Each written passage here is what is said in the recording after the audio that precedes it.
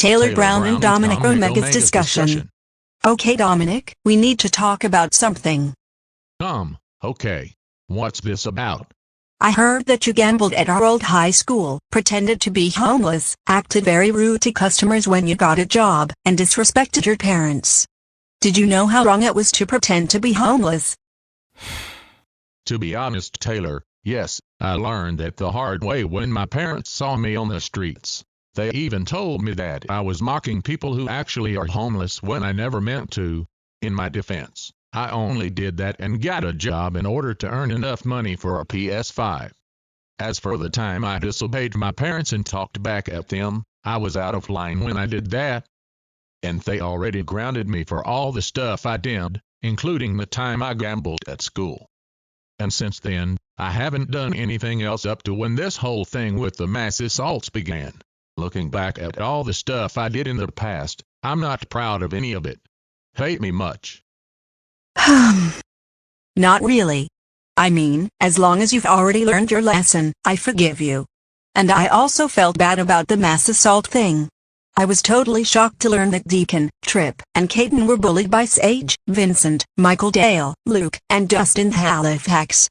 Looking back on everything that happened during the 2021 to 2022 school year, if I'd known about this, I never would have knocked Deacon out with a baseball bat. Yeah, I shouldn't have gotten involved in those mass assaults either.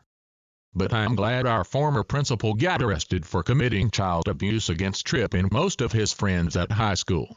Serenity's dad really got us in big trouble. Yeah, you're right.